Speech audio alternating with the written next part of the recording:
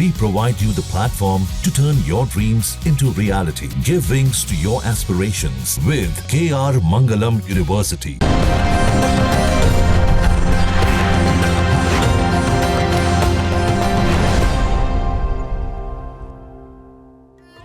कर्पूर गौरम करुणावतारम संसार सारम भुजगेंद्रहारम सदा वसंतम हृदयारविंदे भवम भवानी सहितम नमामि।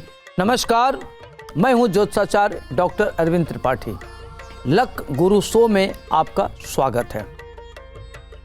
लक यानी भाग्य। भाग्य सर्वदा हमारे जीवन को प्रभावित करता है, कभी अनुकूल रूप में तो कभी प्रतिकूल रूप में। जब भाग्य आपका साथ देता है तो कठिनाइयों में भी रास्ता निकल जाता है। तो आखिर कैसे खुलेगा सौभाग्य का द्वार, कैसे जीवन में सुख समृद्धि और खुशी के नित्य नए फूल खिलें, इस विशेष कार्यक्रम में ज्योतिष और वास्तुशास्त्र के दृष्टिकोण से आइए हम आपसे बात करते हैं। मैं आपको बताऊंगा कि आपके ग्रहों का किस्मत कनेक्शन क्या है।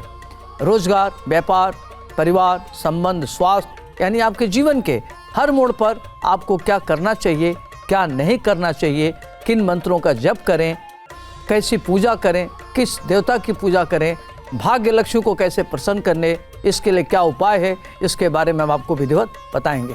अब आइए हम बात करते हैं धनु राशि का सूर्य अगर लग्न से लेकर के द्वादश भाव में हो तो इसका क्या प्रभाव जातकों पर पड़ेगा। धनु मतलब होता है बृहस्पति, धनु राशि का स्वामी होता है बृहस्पति। बृहस्पति के घर में सूर्य अगर हो तो व्यक्ति देखने में बहुत ही आकर्षक व्यक्तित्व का होता है और सुंदर होता है, चुंबकीय व्यक्तित्व होता है, अपनी महत्वाकांक्षाओं को कार्य रूप में परिणत करने वाला होता है, न्यायप्रिय होता है, राजा होता है, राजसी ठाट बाट की तरह रहने वाला होता है, सूझबूझ वाला होता है, उसकी इंटीग्रिटी बहुत अच्छी होती है।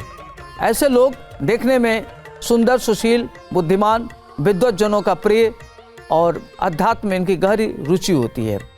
पढ़ाई लिखाई कैरियर इनका बहुत शानदार होता है, प्रेम जीवन में सफल होते हैं, इनका दाम्पत्य जीवन अच्छा बीतता है और इनकी संततियों का सुख इनको अच्छा मिलता है। संतान इनकी अच्छी होती हैं, पत्नी सुंदर होती है, परिवार को लेके चलने वाली इनकी पत्नी होती है।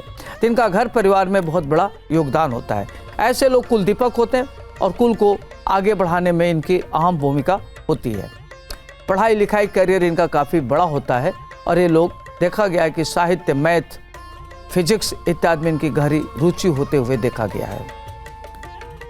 बड़े कवि भी होते हुए इनको देखा गया और ये प्रशासन में होते हैं तो बड़ा उच्च पद प्राप्त करते हैं। राजनीति में इनको महत्वपूर्ण भूमिका इनकी होती है। नेतृत्व करने की इनके अंदर अद्भुत क्षमता होती है, त्वरित निर्णय लेते हैं। अब आइए हम बात करते हैं धनु राशि का सूर्य अगर दूसरे भाव में हो तो क्या प्रभाव पड़ेगा। दूसरा भाव होता है कुटुंब का भाव, परिवार, धन, नेत्र, वाणी, कुटुंब। तो दूसरे भाव में अगर बृहस्पति का घर हो और वहाँ सूर्य बैठा हो तो व्यक्ति एक्स्ट्रा ऑर्डिनरी होता है, एक्स्ट्रा करिकुलर वाला होता है। व्यक्ति अपनी बौद्धिक क्षमता के बल पर धन अर्जित करता है, बहुत ही कीमती सलाह देने वाला होता है, लेखक होता है, साहित्यकार होता है, ग्रंथकार होता है।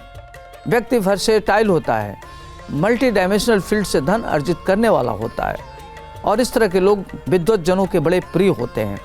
इनका लेखन में, साहित्य में, गायन में, नृत्य में, डायलॉग में बड़ा अच्छा गहरा रुचि होता है और ये ललित कला के धनी होते हैं। ललित कला के क्षेत्र से धन अर्जित करते हुए इनको देखा गया है। नेत्र की प्रॉब्लम होती है और ये लोग बड़े कटुभाषी होते हैं, स्पष्ट बोलते हैं। अस्पष्टवादिता के नाते इनके शत्रु बहुत होते हैं।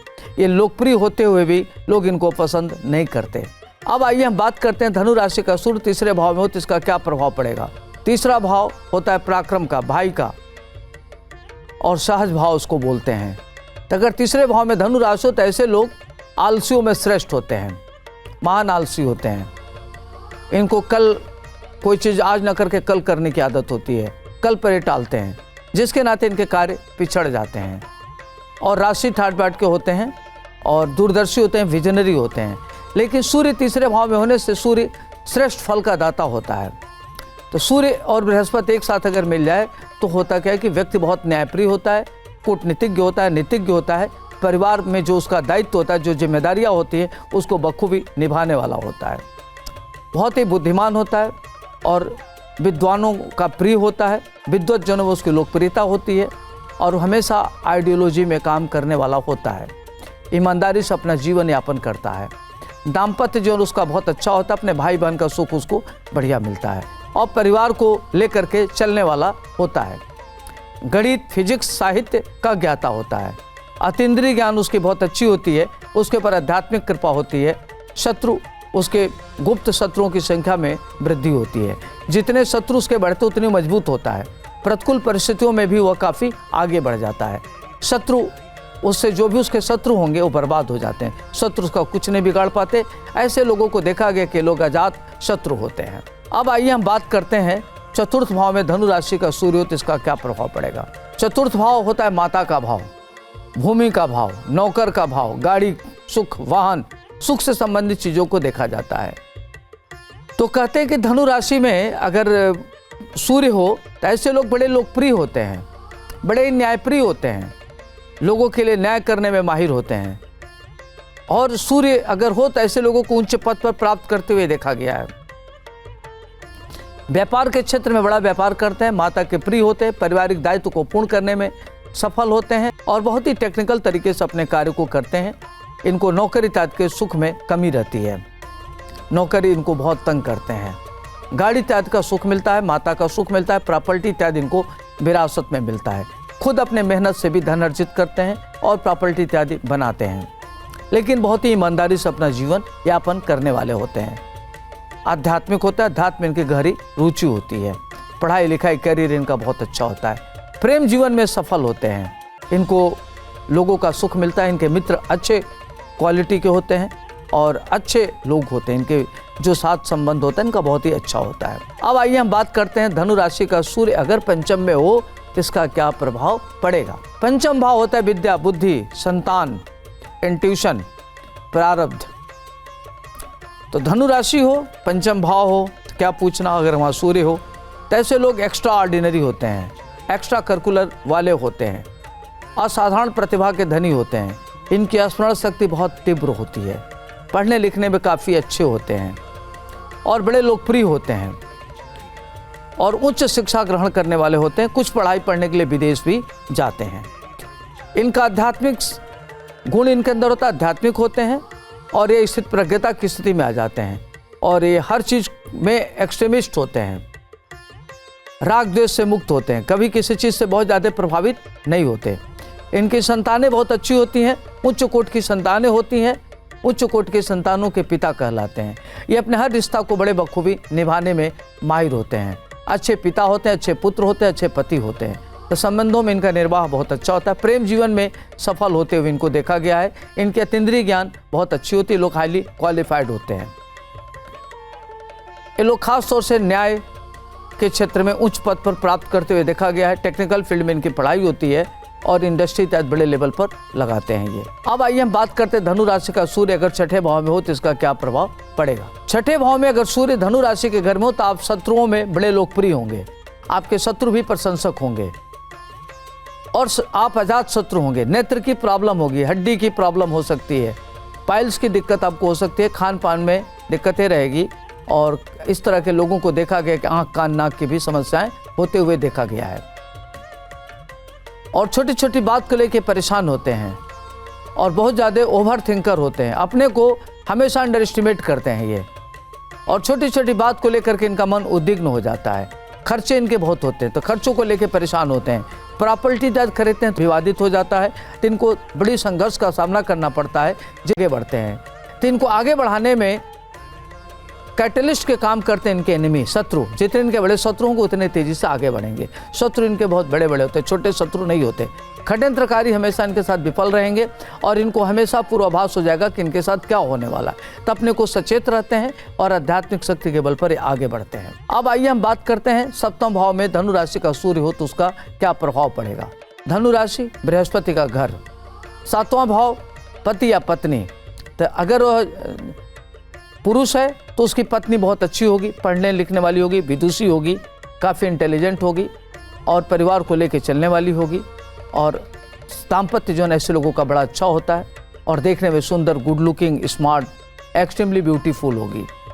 अगर वहीं महिला की कुंडली है तो उसका पति बहुत सुंदर होगा, स्मार्ट होगा, पढ़ने लिखने वाला होगा, कैरियर उसका बहुत अच्छा होगा, अपनी पत्नी के लिए अति ईमानदार होगा और दोनों प्रशासनिक क्षमता वाले होंगे, निर्णय लेने में दोनों दक्ष होंगे, दोनों की ट्यूनिंग बहुत अच्छी होते हुए देखा गया, क्योंकि इस तरह के लोगों का मेंटल वेवलेंथ बहुत अच्छा होता है। अगर दोनों एक मेंटल वेवलेंथ के हों तो संबंध बहुत अच्छा होते हुए देखा गया है। तो इनकी दाम्पत्य जीवन अच्छा होता है। हाँ, अगर एक चीज़ है कि अगर ये साझेदारी में व्यापार करते हैं तो इनसे व्यापारिक स्थिति भी बहुत अच्छी होती है। लोग व्यापार में भी आगे बढ़ते हुए देखे गए हैं। साझेदारी में व्यापार इनका काफ़ी अच्छा होता है।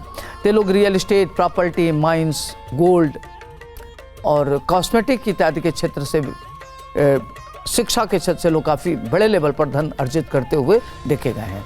अगर ये राजनीति में होता तो महत्वपूर्ण पद को प्राप्त करते हैं। भारतीय प्रशासनिक सेवा में तो उच्च पद को प्राप्त करने वाले होते हैं और इनका काफ़ी यश प्रतिष्ठा होती है। निर्णय लेने में दक्ष होते हैं। अब आइए हम बात करते हैं धनु राशि का सूर्य अगर अष्टम भाव में हो तो क्या होगा। ऐसे लोगों का एक्स्ट्रा करिकुलर बहुत अच्छा होता है। ये लोग लालित्य कला के धनी होते हैं, ग्रंथ लिखने वाले होते हैं, मान सम्मान इनका होता है। और अष्टम भाव में सूर्य को अष्टम दोष नहीं लगता।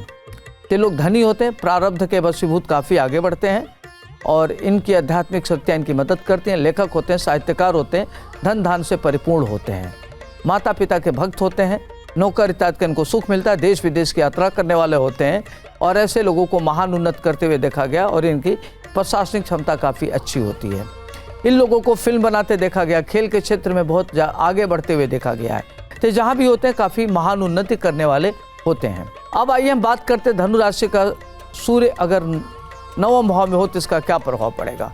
धनु राशि बृहस्पति का घर, ऐसे लोगों का भाग्योदय 24वें वर्ष में हो जाता है और बृहस्पति होने से व्यक्ति शुद्ध सात्विक विचारधारा का होता है, उसका खान पान बहुत अच्छा होता है।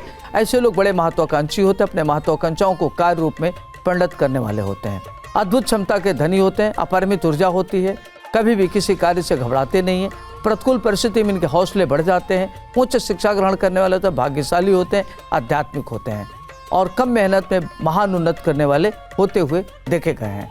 राजनीति में सर्वोच्च पद को प्राप्त करते हैं और ये अपने जिस भी क्षेत्र में होते हैं महान उन्नत करते हैं। ये इनका लोकप्रियता जबरदस्त होती है और इनके शत्रु भी इनकी इज्जत करते हैं, शत्रुओं में भी बड़े लोकप्रिय होते हैं। अब आइए हम बात करते हैं दसम भाव में धनु राशि का सूर्य हो तो क्या होगा।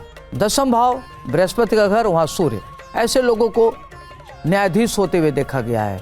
विधि के क्षेत्र में पढ़ाई करते हैं, लॉ MBA करते हैं और इनको बड़ा पद पर जाते हुए देखा गया है। खासतौर से इस तरह के लोग प्रशासन में, न्याय में जाते हैं, राजनीति में सर्वोच्च पद प्राप्त करते हैं और संवैधानिक बड़े पदों पर इनको आसीन होते हुए देखा गया है। पिता के बड़े प्रिय होते हैं, पिता ओबीडियंट संतान होते हैं, ये बड़े आज्ञाकारी संतान के रूप में जाने जाते हैं। इनकी संततियाँ भी बहुत आज्ञाकारी होती हैं, इनका लाइफ बड़ा शानदार होता है, अपने को बहुत ऑर्गेनाइज करके चलने वाले होते हैं और ये बड़े क्षमतावान होते हैं, प्रतिकूल परिस्थिति में बड़े मजबूत हो जाते हैं और शत्रु को कैसे हैंडल किया जाए इनको बखूबी आता है।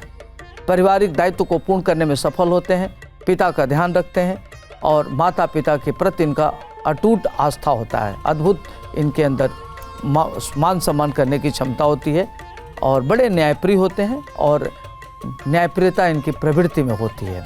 अब आइए हम बात करते हैं धनु राशि का सूर्य अगर एकादश भाव में हो तो क्या होगा। एकादश भाव में सूर्य का होना, ऐसे लोग अजात शत्रु होते हैं, शत्रुओं के बीच में रहते हुए भी शत्रु पर प्रभावी रहते हैं, शत्रुओं में लोकप्रिय होते हैं, धन धान्य से युक्त होते हैं, पैतृक संपत्ति इनको मिलती है, अपने दम पर काफ़ी आगे बढ़ते हैं, प्रशासनिक क्षमता के धनी होते हैं, राजनीति में काफ़ी लोकप्रिय होते हैं, राजनीति में उच्च पद को प्राप्त करने वाले होते हैं, उच्च शिक्षा ग्रहण करते हैं, संतानें इनकी बहुत अच्छी होती हैं, पत्नी का सुख मिलता है, करियर इनका शानदार होता है, अपने जीवन में महान उन्नत करते हैं। ऐसे लोगों को देखा गया है कि पैतृक संपत्ति को 11 गुना आगे बढ़ाते हैं और अपने दम पर भी धन अर्जित करते हैं और कोई भी काम बड़े माइक्रो लेवल पर ऑर्गेनाइज्ड होकर करते हैं। ऐसे लोगों को बहुत ही सफलतम व्यक्ति होते हुए देखा गया है।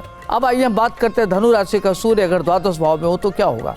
द्वादश भाव और सूर्य का होना तो घर बृहस्पति का है, तो बृहस्पति जब 12वें घर में हो तो व्यक्ति को गलत आचरण, गलत तरीके से धन खर्च नहीं करने देता। जो भी उनका धन खर्च होता है वह कंस्ट्रक्टिव कार्यों में होता है, धार्मिक कार्यों में होता है, धार्मिक अनुष्ठानों में खर्च होता है, मंदिर इत्यादि के निर्माण करने में होता है। ये लोग गलत प्रवृत्ति से धन खर्च नहीं होता। ऐसे लोगों को अछूत कीर्ति मिलती है, नेम फेम मिलता है, सम्मान मिलता है, खर्चे इनके बहुत ज़्यादा हो जाते हैं, खर्च करने में माहिर होते हैं और खर्च अधिक हो जाने के कारण इनका आर्थिक बजट डिसबैलेंस हो जाता है। तो इनकी मानसिक उद्विग्नता बढ़ जाती है, तनाव में रहते हैं और ये अपने को काफ़ी प्रभाव में रहते हैं, प्रेशर में होते हुए देखे गए हैं। और खर्च पर ये खर्च को कमी नहीं करते बल्कि अपने इनकम के जरिया को बढ़ाने में विश्वास रखते हैं। अपने खर्च को कम करने में विश्वास नहीं रखते, अपने इनकम का जरिया बढ़ाने में विश्वास रखते हैं और ये शुद्ध सात्विक तरीके से रहते हैं। मंदिर तत्व का निर्माण करते हैं। आर्थिक क्षेत्र इनका बहुत अच्छा होता है। इससे लोगों को विदेश में रहते हुए देखा गया है और बड़े महत्वपूर्ण पदों पर इनको आसीन होते हुए देखा गया। इनकी संतानें बहुत अच्छा करती हैं। आँख की प्रॉब्लम होती है, लीवर किडनी की इनको प्रॉब्लम हो सकती है, दांत की प्रॉब्लम हो सकती है, इस तरह के होते हुए देखा गया अगर सूर्य यहाँ हो तो। यदि आपको आर्थिक संकट है, खर्चे आपके बहुत हो रहे हैं, माता पिता से आपको दिक्कत हो रही है, परेशानियाँ हो रही हैं, संबंधों में कटुता आ रही है, तो आपको क्या करना चाहिए? सूर्य की आराधना करना चाहिए और गाय को रोटी गुड़ खिलाना चाहिए, गायत्री मंत्र का जप करना चाहिए। ओम भूर्भुवः स्वः तत्सवितुर्वरेण्यम भर्गो देवस्य धीमहि धियो यो नः प्रचोदयात्। लाल वस्तु का दान करना चाहिए, गरीबों को भोजन कराना चाहिए और मदद करना चाहिए। इस तरह से अगर करते हैं तो आपकी परेशानियां न्यून हो सकती हैं। आज के लिए इतना ही, मुझे दीजिए इजाज़त। आपका दिन शुभ हो, मंगलमय हो। नमस्कार।